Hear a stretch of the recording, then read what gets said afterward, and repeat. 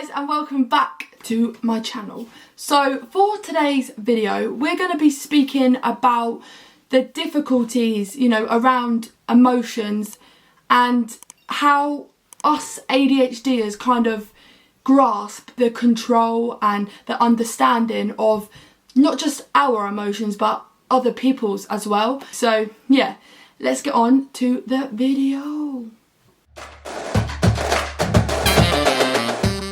So for today's video, like I said, we're going to be talking about emotions, but the reason why I chose emotions today was because I'm having a real bad day with my anxiety today. But I have a real bad issue with anything based around my health or bleach. My fear is, something going wrong with my eyes. That's a huge trigger for my anxiety, like going blind, or even just something, if someone's got water and they flick it and it goes in my eye, I'm petrified that it's bleach. And for the next 5 or 6 hours, I'm literally going crazy because I believe that I'm going to go blind any second now because it was bleach, not water, that went in my eye. So, yeah, today I'm having a real hard day with my anxiety, and it's coming out in ways that I don't like it coming out, I get really angry and I take it out on people around me that care and only are trying to help me. So my trigger today was I woke up this morning and as you all know, I have a dog called Woody, and Woody isn't very well, and he hasn't been for a couple of days now. It's something serious. We took him to the vets anyway. But I woke up this morning in a panic because my mum called my name. I was like, Molly. As I got up, it was like I couldn't open my mouth. My jaw was stuck. I get this a lot, due to dislocating my jaw last year. So I sometimes wake up with I'm gonna say a stiff jaw. It's like I can't open it, and it takes 5 minutes. I have to rub it and I have to try and massage the muscle so it relaxes. And it also gets worse when you panic because everything tightens up. I was woken up because of Woody being sick, and it was like a shock. So I just got up, and then all of a sudden, bam, my anxiety hit hard. And it's been one of those days today where it's just been bad, and I haven't been able to kind of control it. I haven't been able to think, Molly, look, nothing's going to happen, it's going to be okay.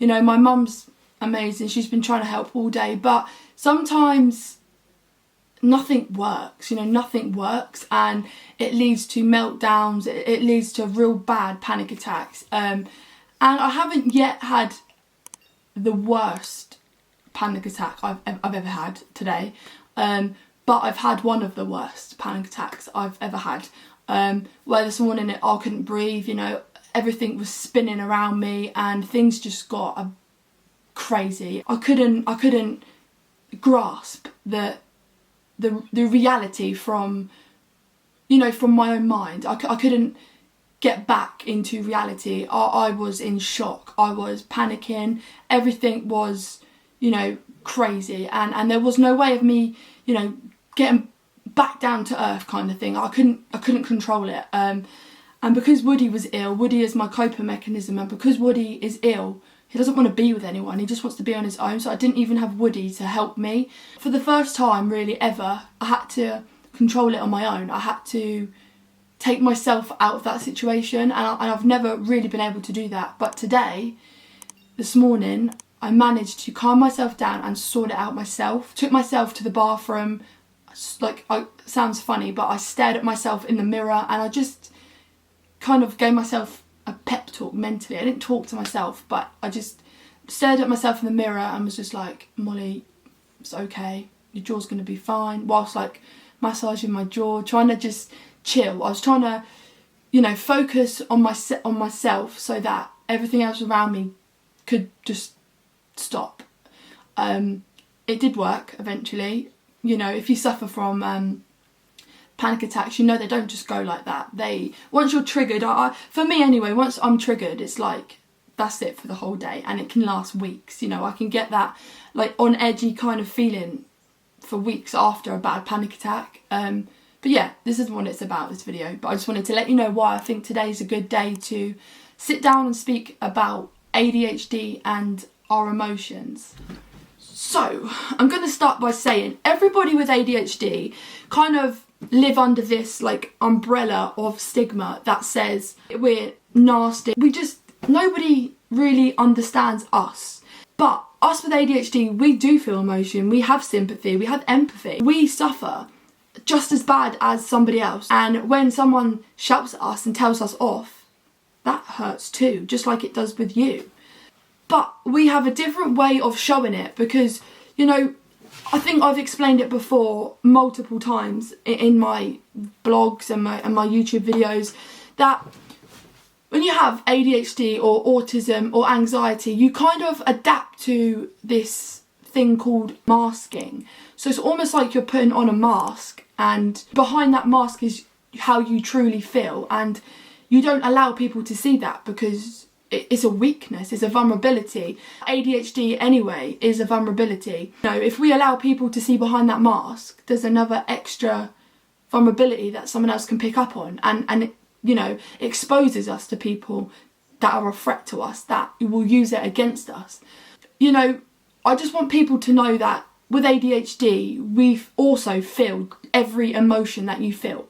And I'm not saying that we feel it worse, but when you have ADHD, it's really hard to control what's going on inside your head. So, you know, we overthink things, we hyper-focus on things that we shouldn't. And we are sensitive to things, you know.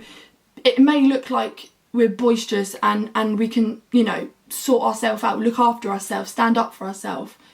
But we can't. We can't do that, you know. We put on like an outer shell, we'll go with a shell, that kind of hides us and protects us from the people that we know will hurt us, you kind of thing. You know, like when you go near, is it a turtle? Tortoise. When you go near a tortoise and if they feel threatened, they'll like pop in their shell and their head goes in, and then they'll pop out, and then if you're still there, they'll jump back in. That's how we are, you know. We are like a tortoise. We are like a tortoise because it's like we put up with so much discrimination from such a young age, you know. From such a young age, we have to deal with, you're the naughty child, or you're not coming to my party because you're too loud, you're too boisterous. And parents automatically assume that that child with ADHD is a bad influence, so they kind of don't want their child to hang out with them. And then the child with ADHD is segregated because it's like one parent says, oh, that kid's a bad influence, and then, you know, every parent starts to think the same thing.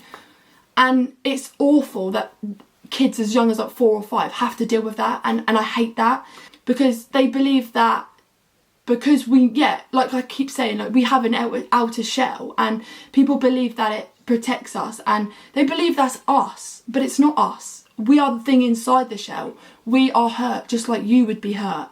Just because we put up a front and, you know, we might not be afraid to turn around and snap your head off, that doesn't mean it's okay to be nasty to us and that we don't feel pain or emotions. That's not on, you know. It's not okay to just assume someone with ADHD is you know, okay to stick up for themselves, so whatever you say won't hurt them. Because even without ADHD, people are sensitive, so you have to always be careful what you say to anybody. But if you know that someone has ADHD, just tread a little bit more carefully, because it can lead to meltdowns and it can lead to violent outbursts. And I never want anybody to be like a victim to a violent outburst, because I've done it to my dad, to my sister, to my, you know, I've been involved in violent outbursts, and it's not fun. And it's not, especially not fun for the child that is having that, you know, violent outburst. It is not fun. And sometimes, you know, I've seen some school programs that are based around, you know, children with ADHD, and they're restrained just as soon as they kick off, you know. But to me, that's kind of like enhancing their emotion, you know. They are going to be annoyed if you put your hands on them and pull them and push them about. Anyone would be, regardless of ADHD. If you're having a bad day and somebody decides to push you or grab you by the arms and like push you out of lesson, that's going to annoy anybody, not just because you have ADHD. Anybody can kick off, anybody can have violent outbursts. People just need to understand that emotions are a thing for ADHD as well, and we actually feel them a lot. We are super sensitive, like we like almost magnetise to our sensitivity. Like as soon as someone remotely says something we don't like, it's like, whoa, how am I going to react? Instead of gradually getting to that point, it's like, you know, snap of a finger, we're angry and we're full on angry. There's no, I'm going to sit down and think about my answer to your negativity towards me. It's like, no, do you know what? I'm going to give it back. And it usually like, it escalates really fast. Just I want people to understand that emotions are a thing for ADHD children, people, teenagers, anything, you know, adults. It happens, and part of this stigma around ADHD is that people believe that we're almost an alien, weird, but we're not.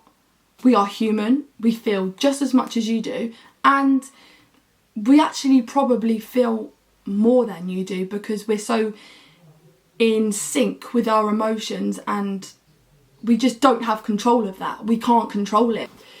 So another thing is like with emotions and ADHD, especially, I'm going to go for the a child's outlook on what can happen, because it's easier to go like that because most of my followers are children or they're parents with children. So I'm going to go with that outlook first. So imagine you're in a classroom, right? And everybody is getting on the happy board, they get their name put on the happy board. And then because this child with ADHD has maybe spoken up or, chatted back, had a little bit of an attitude problem, or wriggling about, moving, not sitting still, maybe not following instructions, a little bit distracted, that's ADHD, right? We know that, I know that, you know that. If you know ADHD, you know that.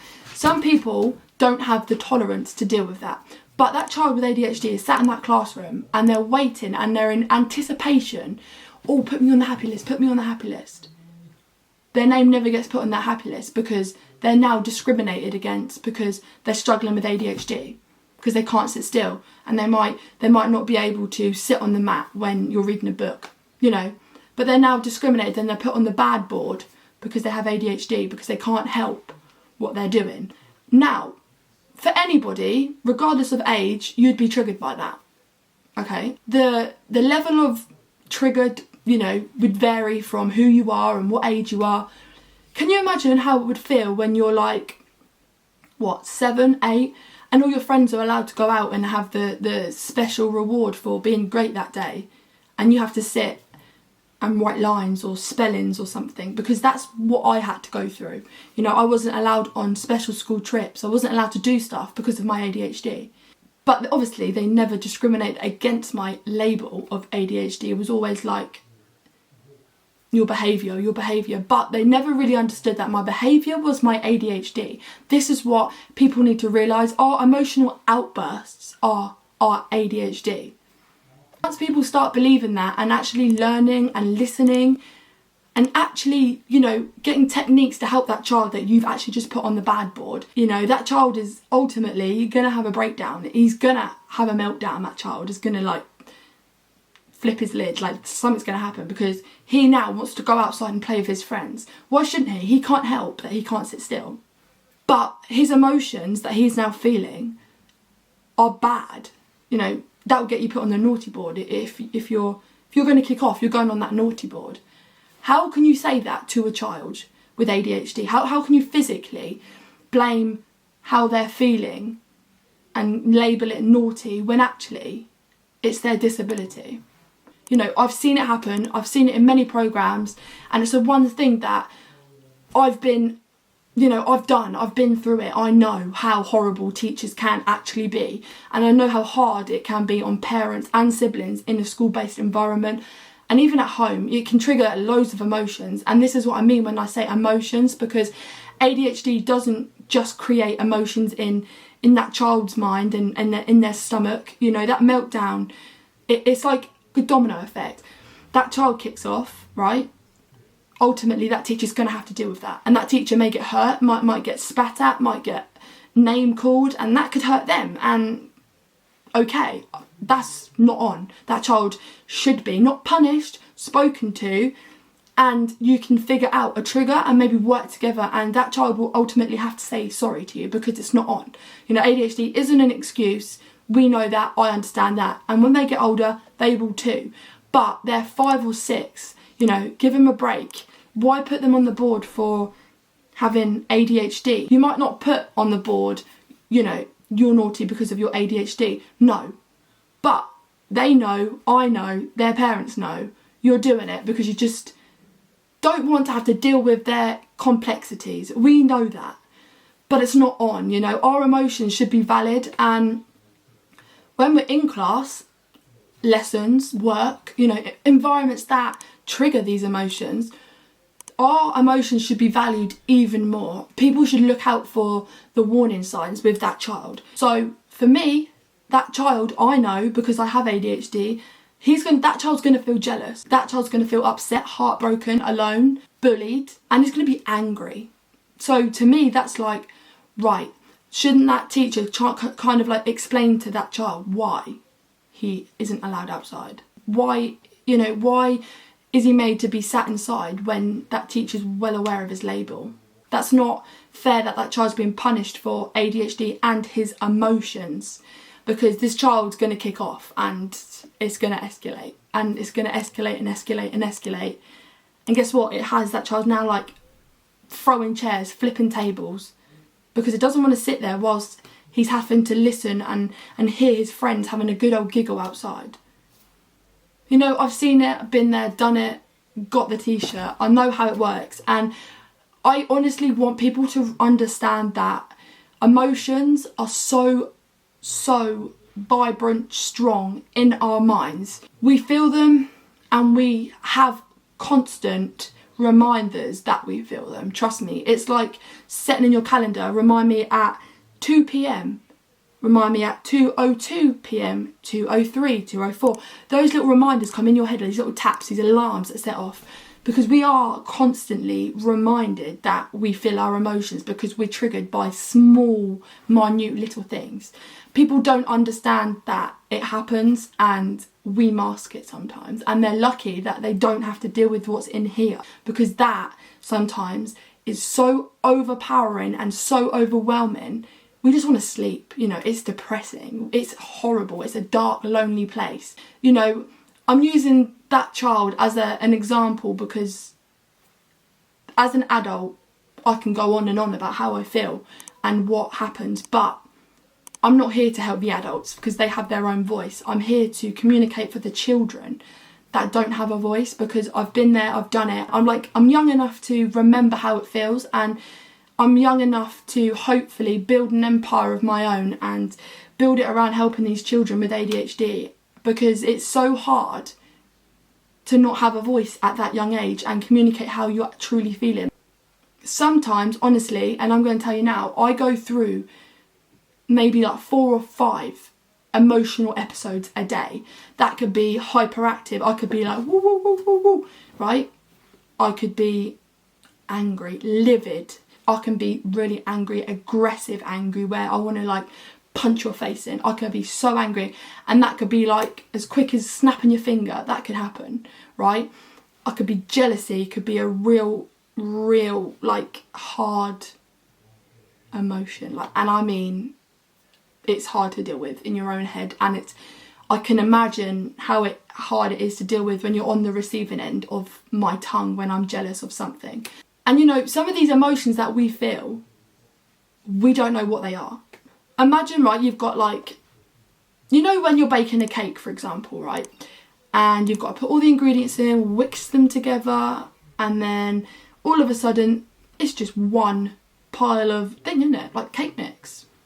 Right? That's how our emotions are. You can't, once you've sipped all that up, there is no going back to separating them, because when we're in our mindset that is a meltdown or we have been triggered, that is how we feel. We feel like a cake batter. Like there's no separating, oh, this is how I feel, mum, this is how I feel, dad. No, we feel all these emotions, and that is why we blow up. Because we don't know how we feel, because it's like, oh, how should I react? How should I react? We're told off for being this, we're told off for being that. We shouldn't be doing this, you shouldn't be doing that. We don't know what to do sometimes, and it's really hard. And today is one of those days for me. But I've got a voice, and I've decided to chat about it and tell you how I feel, because I know that I'm not the only one with ADHD that feels this way. I'm hyper-focusing on things that I shouldn't be hyper-focusing on. My anxiety is in that mix, you know. It's all playing ball today, and there's no chilling out in my mind. So I'm going to stop this video, I'm going to go edit this video and take my mind, hopefully, off of this for half an hour, 40 minutes, because it's crazy up here. It's like having a house party with the music blaring and you're trying to sleep, you know, and you've got people shouting, having fun, laughing, dancing, thumping around, the music's like woo, woo, woo. You know, that's how it feels in my head sometimes. It's so loud and busy, and you're trying to relax, close your eyes, go to sleep, when you've got all this going on around you. It's impossible sometimes. So yeah, basically this video was just to tell you, we have emotions, we feel them, but sometimes we feel them too much, and it's hard. It's hard for me, it's hard for you, it's hard for your sister, your brother, you know, your carers, your friends, your family. It's hard, but it's okay, because you're not alone. I'm here, your parents are here. People don't understand, but that doesn't necessarily mean they don't want to help you. Keep talking, keep smashing that thumbs up and subscribing to my channel, and I'll be here at your beck and call to help you. Follow my blog page. You can message me privately on there, and I can try my hardest to help you. I'm not a doctor, no, but I have ADHD, and that's even better. Okay, I know what you're going through, and I'm here to help. And this channel is a community that I'm trying to build of us ADHDers that have to deal with this on a day-to-day basis, and I'm trying to make it more of a reality rather than what people, you know, imagine what we go through. I want people to see what we go through and listen to what we go through.